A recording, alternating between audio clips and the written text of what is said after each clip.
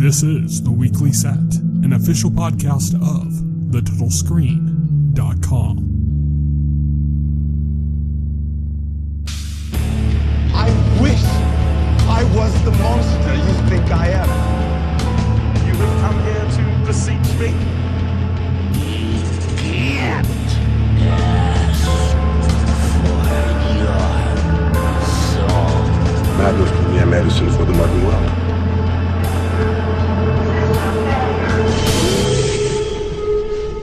Hello, everybody, and welcome to The Weekly Set, the official podcast of The Total Screen. I am your host. My name is Tyson, and joining me today, as always, is my partner in crime here at The Total Screen, William Rohrig. Hello. So, today we are doing episode 291 of the podcast, and we are going to be discussing Wandavision season 1, well, season only, I think, episode 6. We're just discussing Wandavision. Yeah. We don't, yeah. Wandavision episode 6, we should say. All new Halloween Spooktacular. Yeah, I love the word spooktacular. I'm big into Halloween seasonal shit, you know? I am.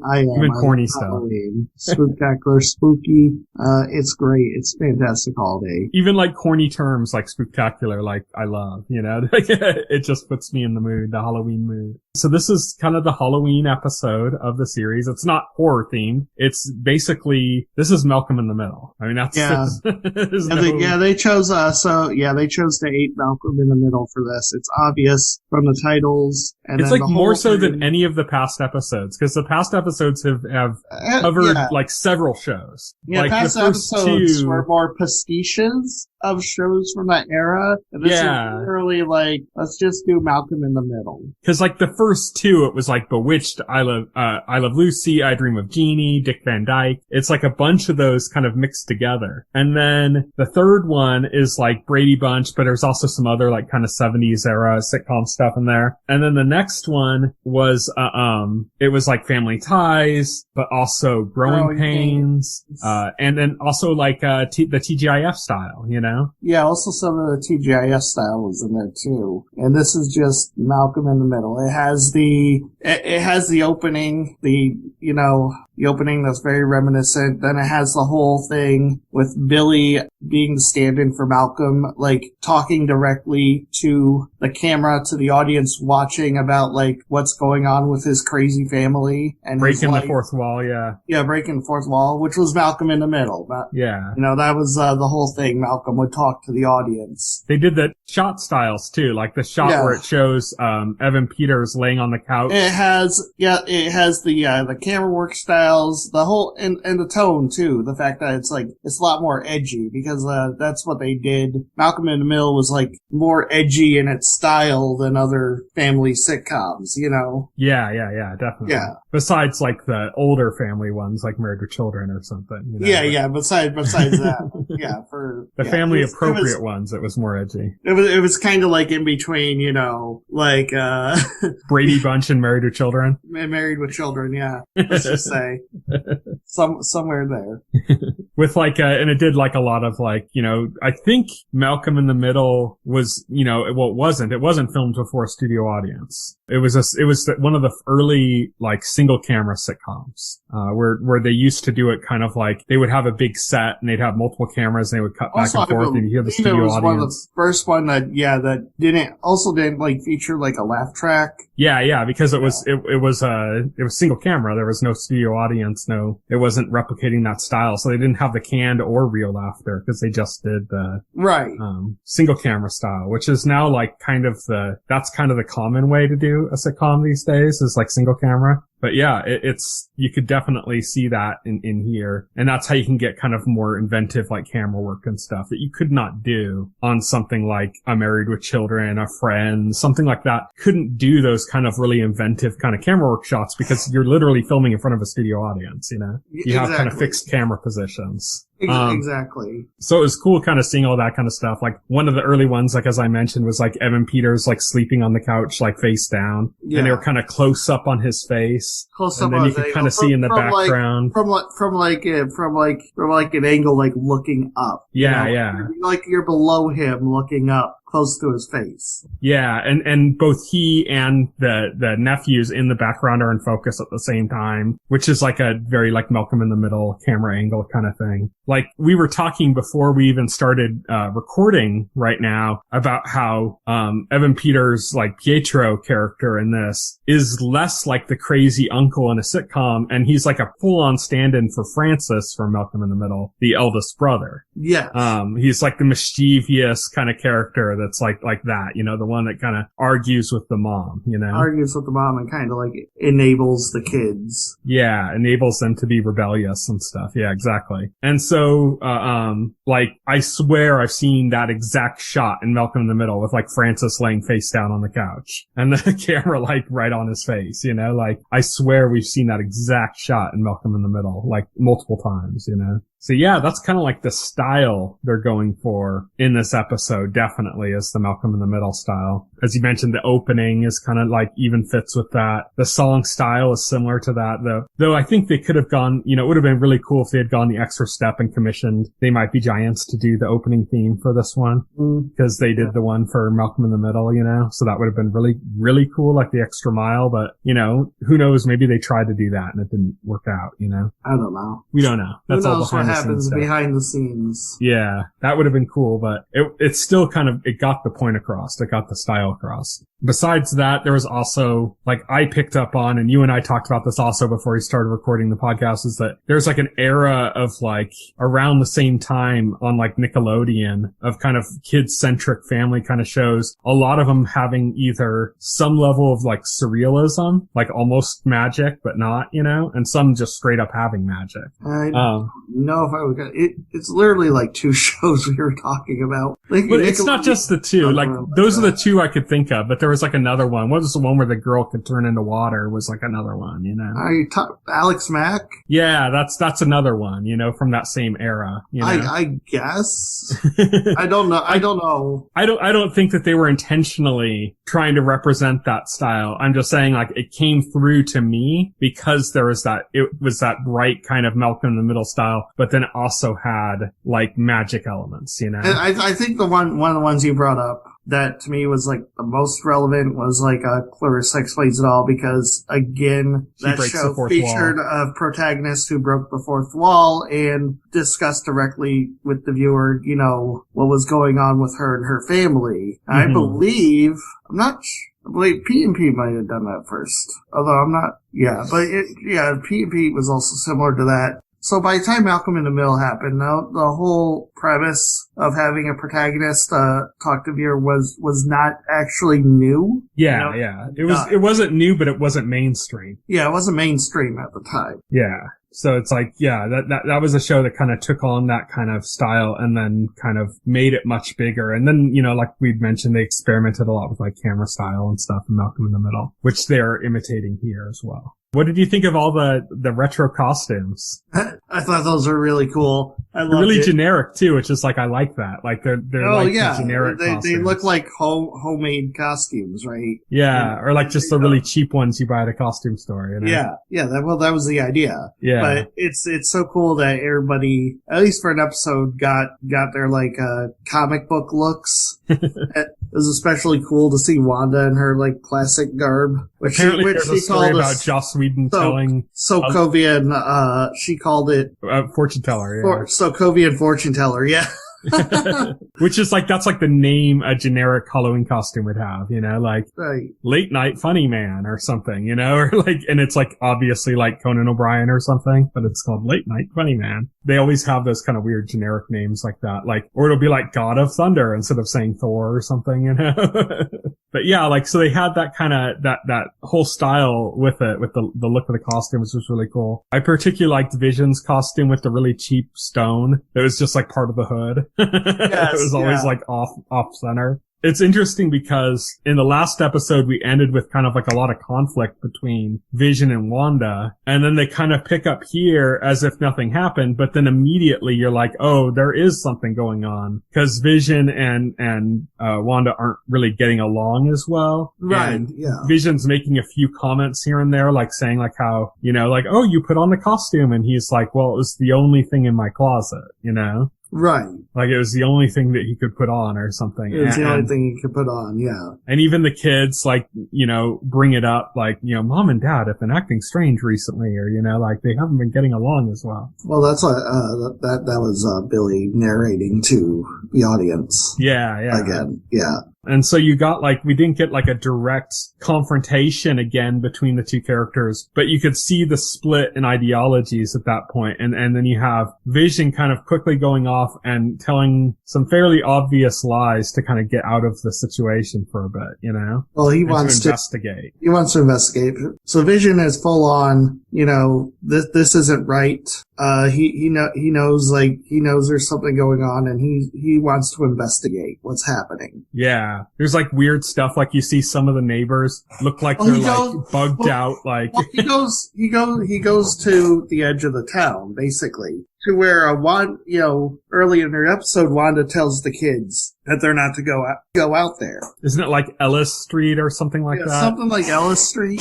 She says that, they're not allowed to go, to go that far out. Mm-hmm. And, and we don't know specifically why she's forbidding her kids to go out that far, Well, we kind of have an idea. Yeah. Well, we don't know what's going on until we see Vision get there. We don't, at this point, we don't know anybody's frozen in place. Well, we know that that's going to be the edge of the hex, Yeah. The assumption is that everything in the hex is functioning in the same way. Or at least that was my assumption. Mm-hmm. Everything inside the hex is functioning, but we know as you get closer to the edge of the hex, things stop functioning. It could be that, or it could also be that there's a lot more people that we saw this time. And that takes a toll. It's kind of like an overtaxed computer, It's like when I play Cyberpunk and all that, like, you go sometimes and there's like a whole bunch of people walking around the streets, and sometimes there's like 3. Because it's overtaxed, and so it scales down. So this is an interesting thing, right? Because Vision's going around and he sees all these people frozen in place. They're not responding. Or they're moving, but like in really kind of weird, slow, buggy ways. There's like a woman trying to hang up like a decoration, and she keeps going through the motion, and she's crying, Yeah. Because she seems to be stuck just doing this. And then he goes further out, people are frozen, and then the most interesting thing to me that happens is he gets to the edge of the street and he finds Agnes, in a car, and she's just sitting there. She is not fully frozen like the rest. She's confused. She seems to be confused. And this is interesting. And I say this is interesting, not just because of what Agnes says, but also because what is Agnes doing there? She's their neighbor. Mm-hmm. She should not be that far out of town. What's she doing back there? Why is she trying to leave town? You know? It begs the question. It's not explained. No, of course. Almost nothing is. Yeah. But it's interesting if you stop to think about it. Like, yeah, she's trying to leave. Why? Yeah. There's also the interesting bit that in the last episode, we had the moment where Agnes, like, literally started talking to Wanda as if she was an actor and Wanda was like a director of a movie or something, where she was like, oh, what do you want me to do? You want me to take it over from the top? And we remarked that was something that was unique to Agnes that we haven't seen with any other characters, but we did get that with another character in this episode. With Herb, where like Wanda was talking to Herb about, Vision, like, oh, aren't you with Vision doing the neighborhood watch? And he's like, oh, Vision's not on the neighborhood watch today. And then she's like, do you need anything else from me? What do you want me to do? Like, like going into that eager to please kind of attitude that Agnes had. Well, give me direction. Yeah. Like you're controlling the show. Tell me what I'm supposed to be doing. Which we'd only seen with Agnes before. So last time we were talking about how that puts Agnes as something different. But I think what it really means after seeing it in this episode, what it could mean, I guess, is that all of the people are like this, but that was just the first time. It could be, but then it was pointed out in the 70s episode, we did see Agnes and Herb talking, like kind of conspiratorially, and then like when Vision showed up and questioned them, they quickly like tried to change the subject and tried just wouldn't let them in on what they were discussing. Don't you just love mystery box shows? Yeah, exactly. By the way, I saw like a tweet that somebody put out, like it was like about an article about this show, and it was talking about how the show is disappointing because of its I saw that archaic, like release structure or something. I saw that. I saw it this morning through a retweet, like quote tweet, and it said, "Yeah, it's called a TV show." Yeah, it's so ridiculous because it's like, if any show should be released week to week, it's this show. Yeah. This is the kind of show that like you watch a bunch of crazy stuff happening and then you dissect it and you talk to people about it and you get all hyped up about it. That's what this kind of show is great. That's what this kind of show. Yeah. This is like, it's like Lost in that sense, If it was like a movie or something, or if you just like binged it all at once, there would really be nothing to talk about. Yeah, exactly.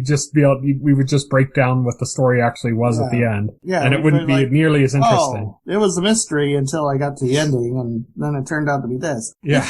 It's like if Lost was a 2-hour film. It's like if they got to the island and then at the end of hour 2 you realized, oh, okay, well the whole thing was like, the smoke monster was the guy.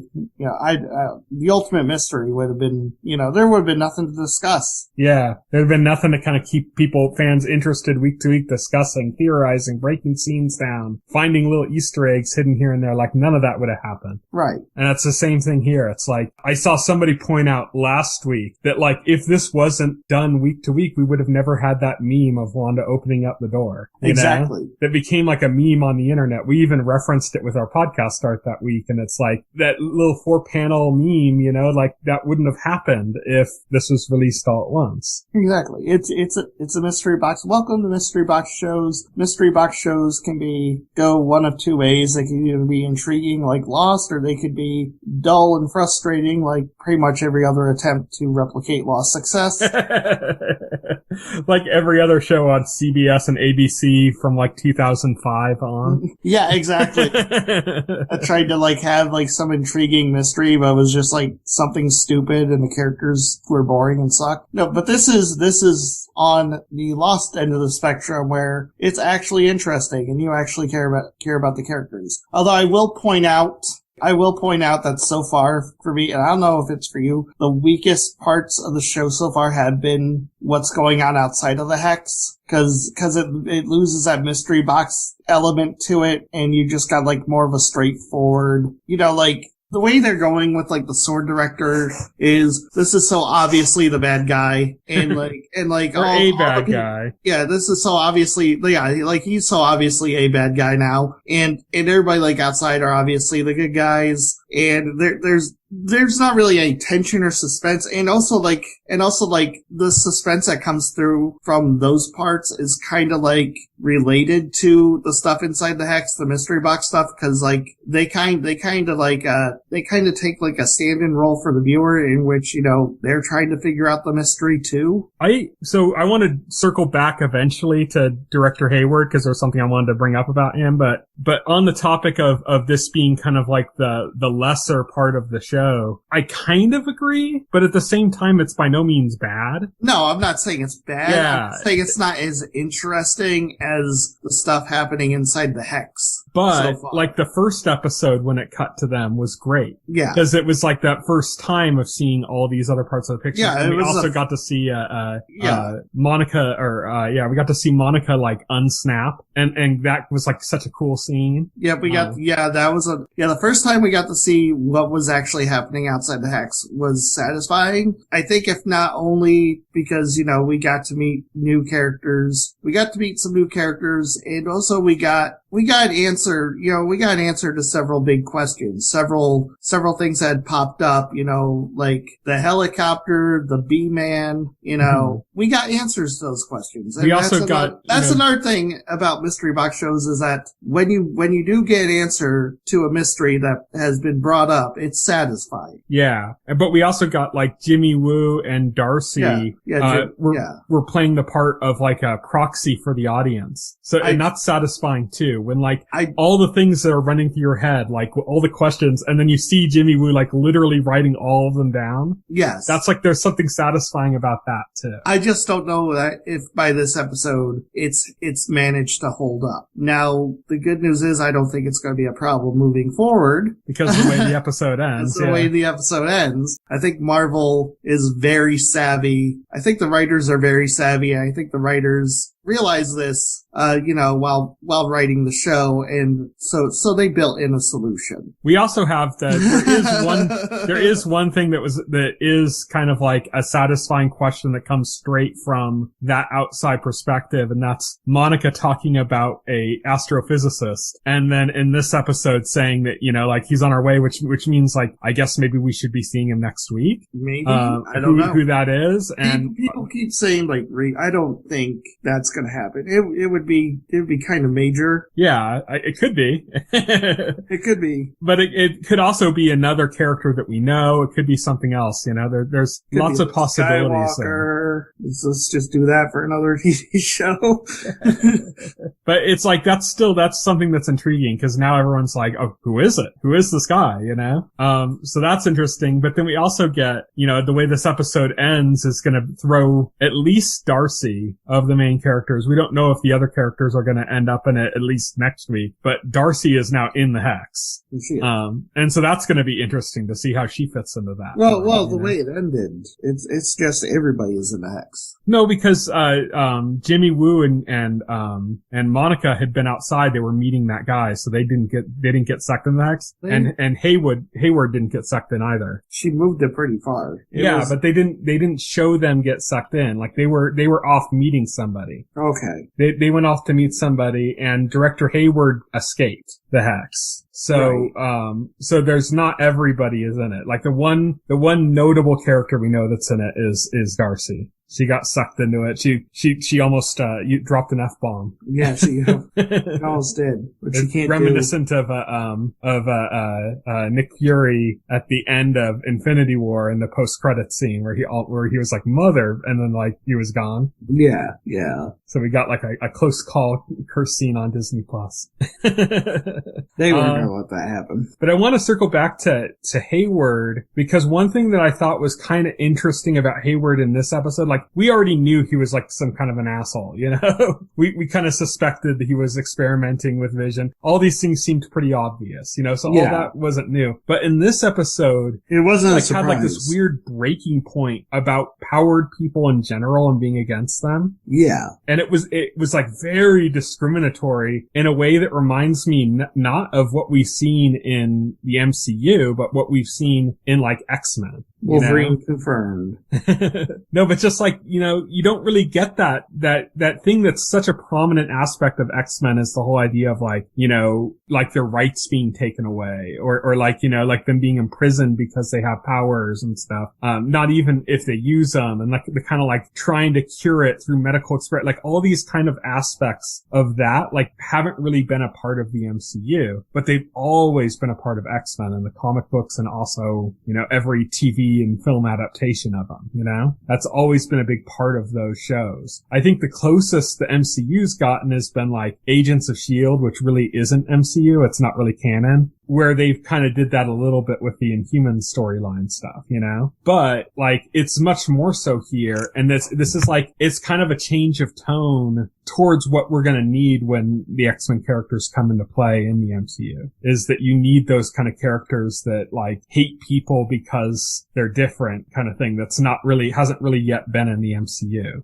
Sure. So I thought that was a little interesting that Director Hayward's kind of seems to be our introduction into that kind of thinking, I guess, that character type. Yeah. Like you could totally see him like creating a Sentinel program. I didn't think about it like that, but yeah, maybe. You could totally picture him making like a Sentinel program. I think maybe that's, that paranoia is what's driving him to study Vision. Yeah. You could definitely see like the wheels in his head, like, we could use use Vision to like make our own Ultrons. Yeah. You know? We'll just call them Sentinels. It's like Ultron was powerful, but he was out of control. But if the government had our own Ultrons that we could control, we would be good, right?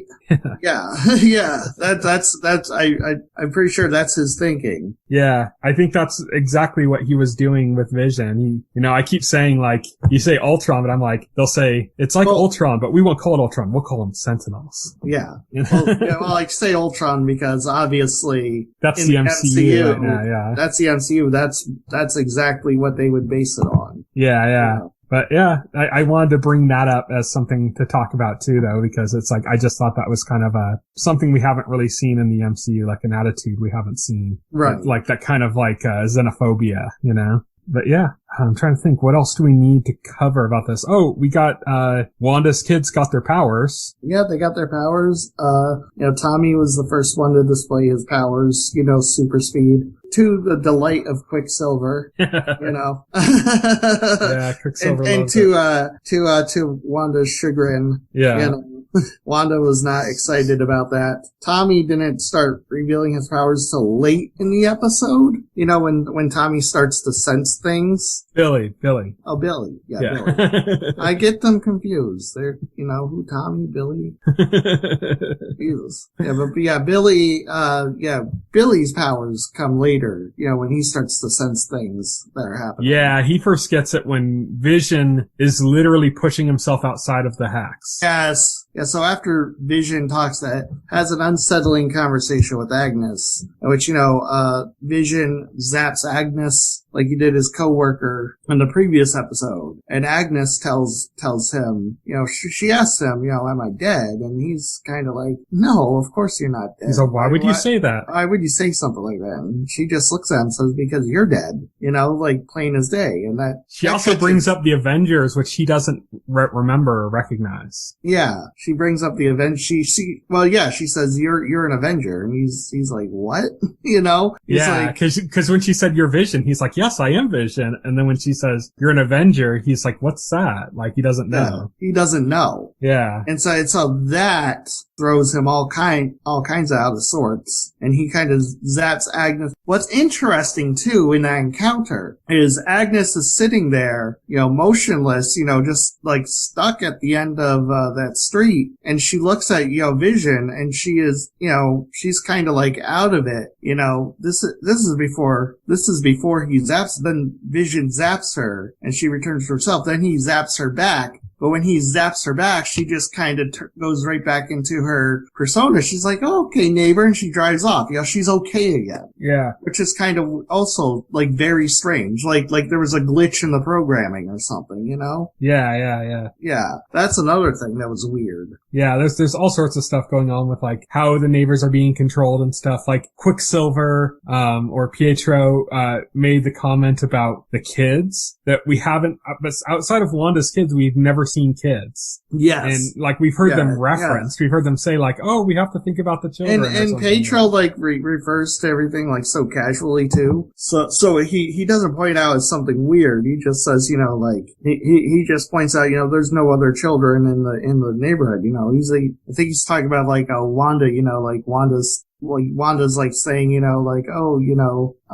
they're having some conversation about what the kids can or can't do and play, and Wanda says something about, the neighbor's kids or something, and like Pietro's like, there's no other kids. They could do it. Like, what other kids? What are you worried about? Well, there were now, because now there are kids. Yeah, now there are kids. And he makes a reference to like, oh, you woke them up for the festivities or something. Yeah. And again, Pietro seems to know like everything that's happening, because like he makes it very clear that he understands what's going on. Here's when the he's question. talking to Wanda. Do you think Pietro is Pietro? Do you think it's a part of Wanda, or do you think it's somebody else? That's a good question. I don't think it's Pietro, but whether it's a manifestation of Wanda's subconscious that Wanda brought to life, or whether it's another entity altogether is the big question. I don't think the question really be fucking with Wanda. I don't think the question is it Pietro? I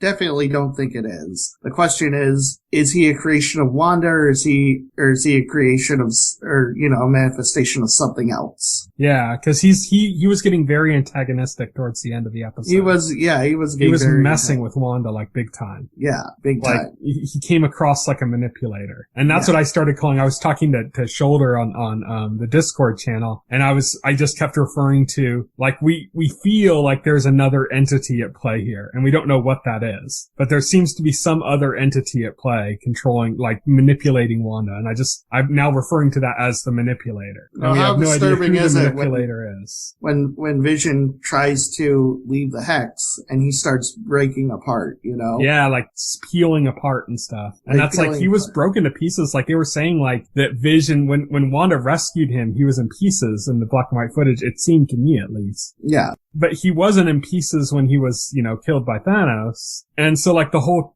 comment that he had made at the time, the director had made at the time of like, shaming Wanda because Vision didn't want to be used as a weapon or something seems kind of bullshit when we saw him in pieces. Yeah. It's kind of bullshit. Yeah. What the director says is bullshit. So yeah, that's pretty obvious. But the interesting thing is, it's established that Vision literally can't leave the hex. Not for the same reason that the townspeople can't leave, but for the very reason that outside the hex he is dead. So, it's a thing where it's been established that the hex takes any physical matter that's brought into it and changes it to fit the fantasy. In this case, that it can survive that even outside of the hex, as we saw with the clothes. Right. This puts another wrinkle in it, though, with Vision, because he can't survive it outside of the hex. No. So he starts, like, literally getting ripped to pieces. He starts literally getting ripped to pieces. So Billy is developing his powers. He's sensing that this is happening to Vision, and he tells Wanda. First of all, Wanda's pissed at Vision because Vision lied to her, and she's just now realized, and now she realizes what he's doing. Mm-hmm. So for one thing, Wanda's already she's two things now. Now she's worried about Vision, but she's also pissed at him. And this is the moment you said Pietro was getting more and more antagonistic. This is the moment where Pietro, really, presses her, because in that moment, Pietro just says, what's the big deal? He already died, he already died once. Or something like that, and then can't die twice or something like that. Yeah, he's like, what the big deal? He died once, he can't die twice, very cavalier in a moment where Wanda is clearly very emotionally upset. Mm-hmm. And that sets her off.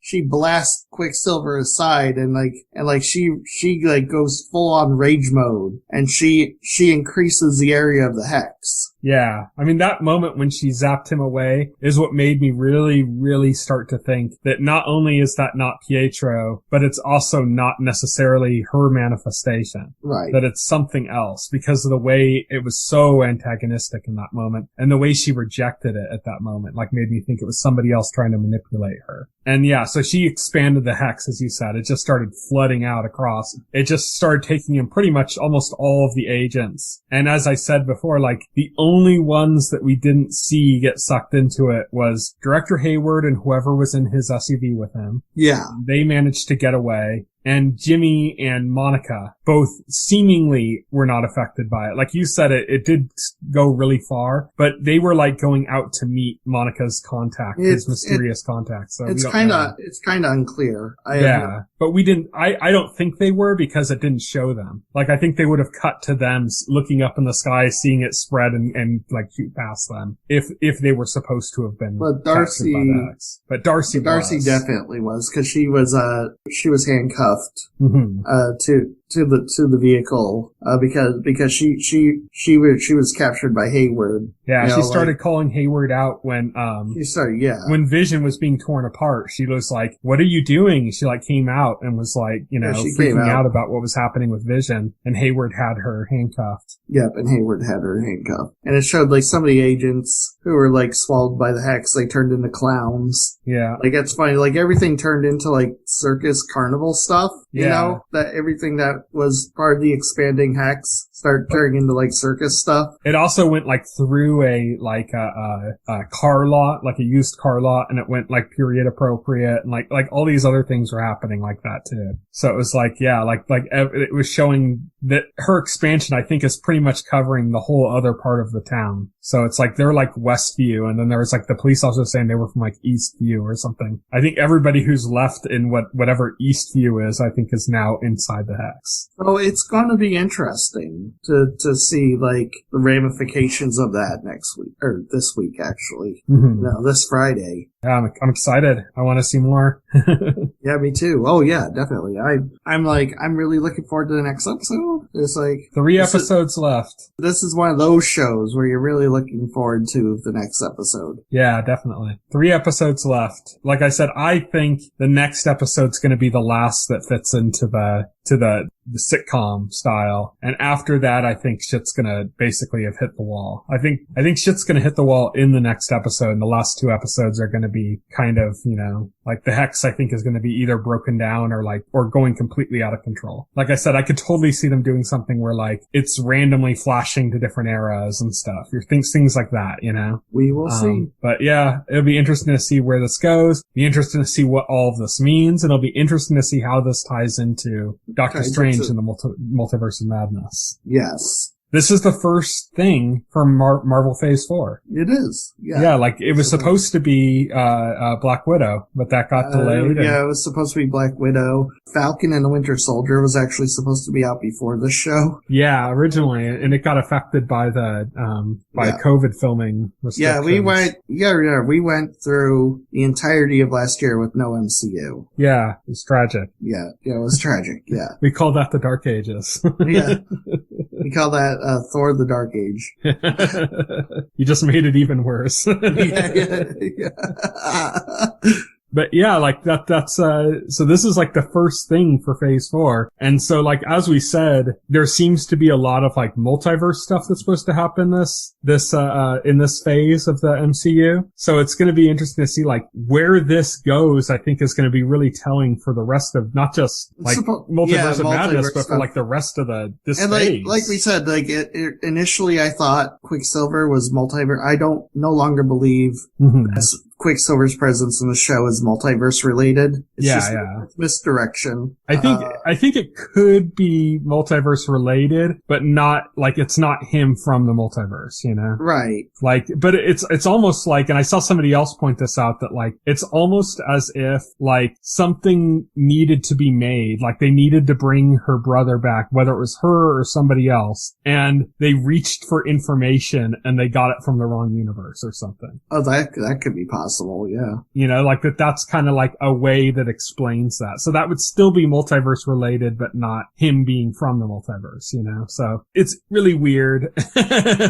It's everything we say is going to be imprecise and, right. Exactly. All speculation. It's all speculation until the answers are revealed. Yeah. But it's definitely exciting. I'm looking forward to where that's going. And like, 2 weeks after this show ends, we're going into Falcon and Winter Soldier, which the new trailer for that looks way better than the first trailer made it look. Oh yeah, for sure. It looks like a great series. It's the buddy cop film that we always wanted. Yeah. So it'll be great. I love how Marvel always makes their shows or their movies, now their shows too, I guess, into like a kind of like a trope genre, Yeah, exactly. And so like, we've talked a few times, we've mentioned Mystery Box. That's what Wandavision is. Wandavision is a mystery box show. And it looks like Falcon and the Winter Soldier is like a buddy cop show. And that's great. Yeah. I'm excited for that. That is going to be fantastic. And Loki will be a time caper, I think. I think it's going to be like Time Bandits, kind of like Time. Yeah, it's going to be like Time Caper, yeah. With, Loki, because it's going to be Loki,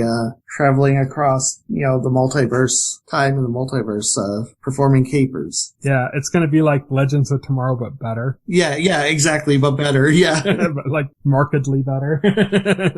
just because it has Owen Wilson and Tom Hiddleston. Yeah, so that alone elevates it. That alone elevates it, yeah, exactly. So that's it. I mean, is there anything else you wanted to mention about this episode before we move on? Actually, one thing. I saw online a little bit of speculation about Agnes's character, that Agnes is, actually Agatha, I believe Agatha Harkness. I know who you're talking about. I know, like, yeah. Yeah. So a witch character. Yeah, a witch character in Marvel Comics. And there's not much to go on with this except for the fact that people find Agnes's character suspicious, and then her name the is first syllable of her name. Agnes. Kinda, like Agatha, maybe. And then some people point out that it could be like a nod to the fact that in this episode she's dressed up as a witch. And she kind of like cackles like a witch when she's talking to Vision. There's also like a locket or something she wears around her neck that's similar to something that Agatha wears. Yeah. Pointed out, and some color similarities. That could be, even if it is a direct call out to the Agatha character, it doesn't mean that she is the Agatha character either. Right, exactly. That could be like a giant red herring. It could be like a big comic book reference. People also notice, people also pointed out, a couple episodes ago when they were when Sword was putting people's names on the board, they didn't show them, putting her identity on the board, even though she's one of the most prominent characters in, the broadcast. Yeah. So there's also that, which people found suspicious. Yeah, definitely. There's that aspect too. And like we said last week when we were talking about the fact that she was asking for direction from Wanda and we thought that was different. This week they kind of changed that up a little bit by having her do the same thing. But at the time last week, that was a big implication that she was slightly different than what the other people in the town were, Right, whatever exactly. that might mean. But that's all I got. That's all I got for this one. Yeah, just looking forward to what we're gonna get in the next 3 weeks. It's, we're a third of the way or 2/3 of the way through. We're entering Act 3. So yeah, really excited to see where that's gonna go. You think we're gonna see Emma Caulfield again? I don't know. Anything can happen. It could be revealed that she's the big bad behind this, although I kinda hate the whole, we show a character once and then we bring them back at the end to reveal that they're behind everything. It's kinda like, I think we're gonna see all of these characters that we haven't seen in a while, like, what was it, Phil Jones, who's the guy in the first episode that was that had talked about how he threw a dinner party too, and he was kind of like the comic relief where he'd be like, it was a 4-course meal or something, and the boss was all talking about was disappointed. That character, the boss himself, his wife, Dottie, I think they're all gonna show up again by the end of the series, but I don't think they're gonna play a prominent part. I think it's more gonna be if all of this comes to an end, if the hex and everything that's going on comes to an end at the end of the series, we're gonna get cuts to some of these characters. Maybe, yeah. Coming out of it, Yeah, we're gonna get cuts to these characters. We might even get to see the various sitcoms, start to merge into one as the hex collapses. Yeah, that's what I was referencing before. I could totally see us seeing, when stuff starts really hitting the fan, that it starts cutting back and forth between different styles and stuff, Right, yeah. So I could see them doing that, because it's just a really visually interesting thing they could do, more than for any, logical reason. So that's it for the episode. Next week, we're going to be talking about episode 7 of the series. We're super excited for that, and join us for that discussion. But until then, here's what's coming up in the next couple of weeks. It is Monday, February 15th right now. On Wednesday, February 17th, Good Trouble comes back on Freeform. On Friday, February 19th, For All Mankind comes to Apple TV Plus for its 2nd season. And Tribes of Europa comes to Netflix. On Sunday, February 21st, When Calls the Heart comes to Hallmark, the focus of our entire next podcast. Yeah, absolutely. We're going to do a 300 episode podcast about When Calls the Heart and the Hallmark extended universe. Exactly. Look forward to it. It'll be amazing. On Tuesday, February 23rd, that's my mom's birthday, by the way, so happy birthday, Mom, for that one. The Flash returns on the CW, and Superman and Lois debuts on the CW. So they're still making some, Arrowverse shows. Yeah, they're still doing that. They're still doing it. On Wednesday, February 24th, The Baroness Von Sketch Show returns on IFC, and Snowfall returns on FX. On Thursday, February 25th, Punky Brewster returns to Peacock as a new series adaptation, kind of like they did with the Saved by the Bell and stuff. Mm-hmm. Oh, Punky.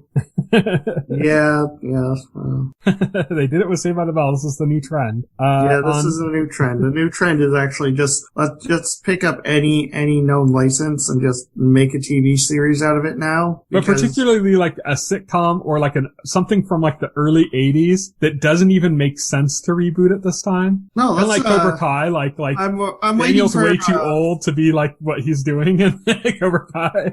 I'm waiting for a Small Wonder reboot. Yeah. When is that going to happen? Come on. Alf. We need to bring Alf back. They already did. We got him on Mr. Robot. Oh, yeah. That was the secret about Mr. Robot, is that the whole series was just Alf. It was an Alf. That's the secret. Yeah, it was Mr. Robot was secretly the Alf reboot the whole time. Yeah. That was amazing. The best reboot since Battlestar Galactica. Alf was also at the Game Awards this year, apparently. So that happened. But yeah, on Sunday, February 28th, The Walking Dead returns on AMC, and the 93rd annual Golden Globe Awards air on NBC. So that's it for the next couple of weeks. As I said, next week, continuing our discussion of WandaVision. You can follow me on Twitter. I'm at Tyson Gifford. You can follow Will. He is at Voxel Hero. You can check out our Facebook page and our YouTube channel, as well as our site, thetotalscreen.com. You can subscribe to this podcast through any major podcast client like iTunes or Pocket Cast, and the entire backlog of our podcast is available on our YouTube channel. I should probably say like Apple Podcast instead of iTunes, right? It's not even like iTunes isn't really a thing anymore. I guess, yeah. Apple Podcast, I should say that. I'll change that in my notes for future reference. But anyways, thank you everybody for listening. Good night. Good night. If you would like to reach out to us and make a comment, send an email to contact@thetotalscreen.com. Stay tuned to The Total Screen for the very best in genre